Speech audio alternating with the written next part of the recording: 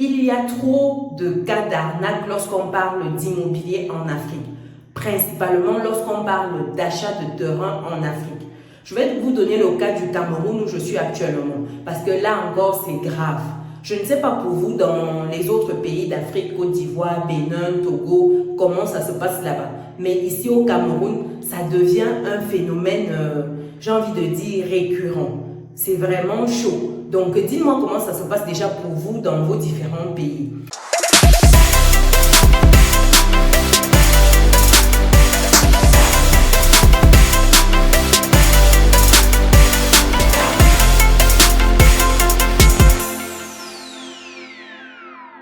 Ici au Cameroun, j'ai changé encore avec un jeune de la diaspora qui souhaitait acheter son terrain, qui est passé par son oncle pour la transaction.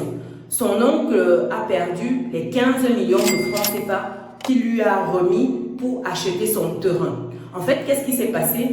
Ils ont acheté un terrain dans une ville du Cameroun, la ville de Yaoundé, une parcelle de terrain. On était sur un terrain de 500 mètres carrés à 15 millions. Un quartier plutôt bien coté. Donc, une fois que la transaction est terminée, la procédure suit son cours, il finit par obtenir en fait le titre foncier de son neveu.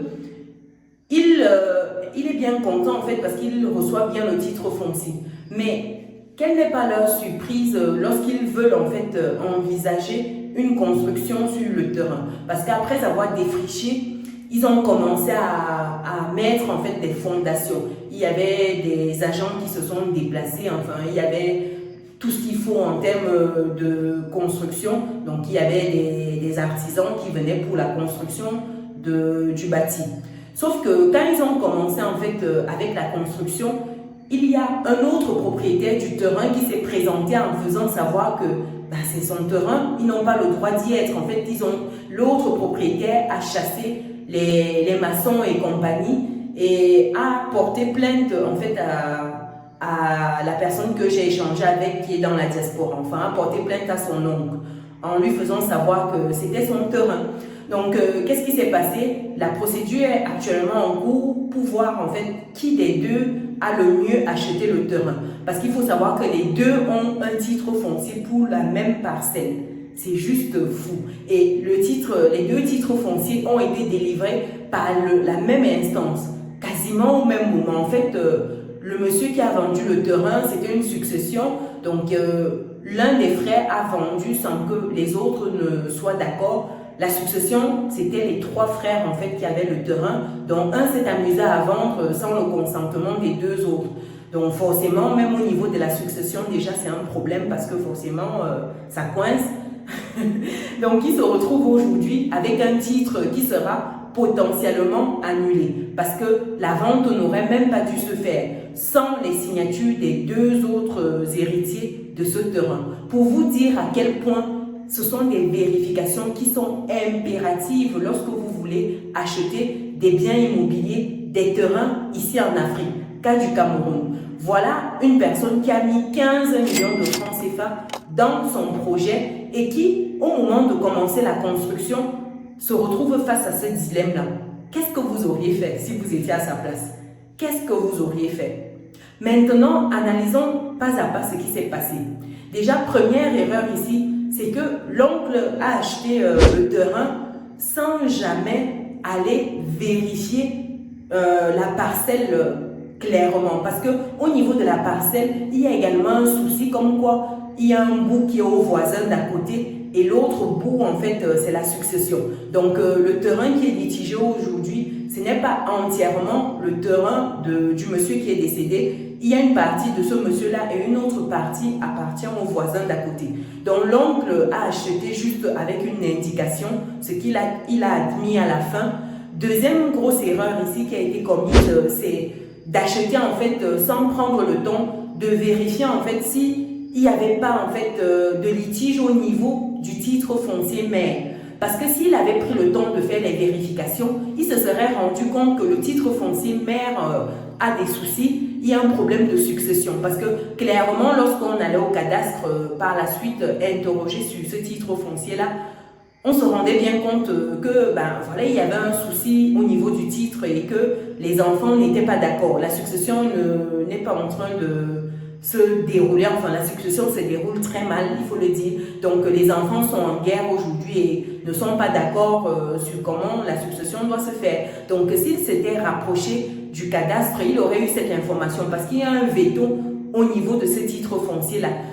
Je ne sais pas exactement par où l'oncle a validé son titre parce que bizarrement, c'est certaines autorités qui ont signé en fait, c'est des autorités en fait qui ont signé. Donc à se demander si à un certain niveau il n'y a pas eu cette vérification là effective. Parce que si ça avait été fait, on aurait vu quand même que le titre foncier met à un souci. Et aujourd'hui, ce n'est pas possible de revendre avec ce morcellement là parce que le titre foncier mais est coincé. Donc, allez savoir la subtilité qui a dû se produire pour qu'il ait son titre foncier et pour que la deuxième personne qui est également en train de se plaindre ait son titre foncier. Donc, voilà typiquement un cas en fait au pays de... J'ai envie de dire où il y a encore une fois de plus des failles parce que comment se fait-il qu'on a deux titres fonciers? Troisième vérification, c'est au niveau en fait du certificat de propriété. Quand on remonte dans ce certificat de propriété, on réussit à établir clairement à qui appartient le titre. Est-ce qu'il y a par exemple une hypothèque dessus? Est-ce qu'il y a un litige et ainsi de suite? Donc il faut prendre la peine de chercher le certificat de propriété du titre de propriété. Ça vous permet de voir l'historique du terrain, tout ce qui s'est passé dessus, est-ce qu'il y a des contestations, etc. Donc voilà des vérifications qui n'ont pas été faites. Et surtout, une fois que l'achat est effectué, il faut prendre le temps déjà d'aller régulièrement sur son terrain, histoire d'encercler. Il ne faut pas le laisser à l'abandon et un jour comme ça, venir pour commencer à construire. Parce que c'est ce qui s'est passé. Après avoir acheté, le terrain était abandonné quelque part. Et le jour en fait où ils se sont décidés pour commencer les constructions, ils sont venus rechercher les bornes. Les bornes du terrain avaient été bougées. Donc les bornes n'étaient plus où ça avait été mis dès au premier jour en fait. Et sachant que le jour où les bornes étaient déposées, l'oncle n'était pas présent.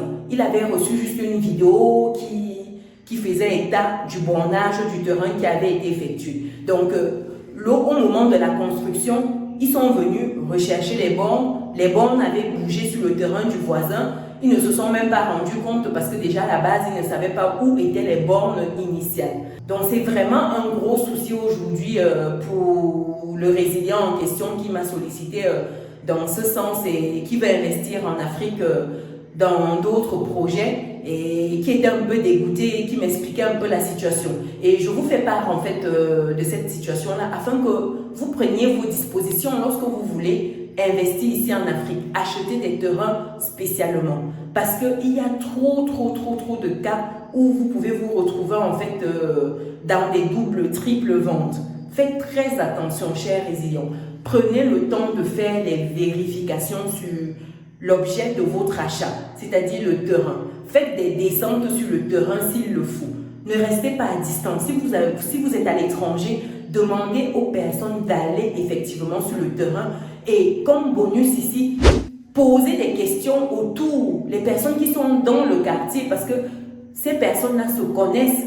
Elles connaissent à qui appartient le terrain. Parce que s'il était allé au quartier, il avait posé des questions, il se serait rendu compte que c'est un monsieur qui est décédé et qui a un problème dans la succession. Dans le quartier, tout le monde connaît les trois enfants qui sont en train de se déchirer actuellement. Donc s'il avait pris la peine de poser la question à 2-3 voisins, je pense qu'il aurait compris que ce n'est pas un endroit à s'y aventurer parce que c'est problématique. Donc voilà un peu les situations au pays. Dites-moi un peu dans les commentaires si vous avez déjà été victime en fait de double vente, de titres fonciers annulés, de titres qui ne correspondent pas en fait au terrain, parce qu'il y a encore une autre arnaque, c'est celle d'acheter un terrain à un point A. Or, le terrain réel est au point B. Et c'est un terrain qui est marécageux, par exemple. J'ai eu un autre résident qui a eu ce cas de figure-là, qui a acheté un terrain pensant que c'était à un endroit A, mais à la fin, ce n'était pas ce terrain-là. C'était un terrain qui était situé plutôt à l'endroit B. Et vous imaginez que dans un coin marécageux, un terrain, sincèrement, ça vaut rien du tout. C'est une perte sèche. Et lorsque vous vous lancez dans une procédure, c'est des procédures qui durent une éternité. Et entre-temps, vous ne pouvez pas exploiter votre terrain. Voilà les réalités ici au pays. Donc, chers résilients, pour toutes les personnes qui souhaitent se lancer dans l'aventure immobilière, l'investissement immobilier au pays, faites les vérifications nécessaires. Si vous souhaitez être accompagné dans ce sens-là, prenez contact à contact@businesssetreusite.com. Nous allons vous accompagner afin que vous puissiez acquérir sereinement vos terrains ici en Afrique, afin que vous puissiez sereinement investir, que ce soit l'acquisition de terrain, que ce soit la construction, que ce soit la rénovation. Vous pouvez nous contacter à contact@businesssetreusite.com pour qu'on voit ensemble ce qui peut être fait pour vous. Pour des personnes qui me découvrent dans cette vidéo, je suis Chimène Nana, je suis entrepreneur et investisseuse en France et en Afrique depuis quelques années et de retour au pays maintenant. Donc pour les personnes qui souhaitent acheter leur résidence principale en France, investir en France, vous pouvez également bloquer un moment gratuitement avec moi pour en parler. Je mets le lien dans le commentaire, dans le premier commentaire épinglé et dans le descriptif de cette vidéo. Faites attention à vous, chers résilients. Je vous souhaite une bonne fin de journée ou fin de soirée, suivant le moment où vous voyez cette vidéo. Allez, ciao, ciao!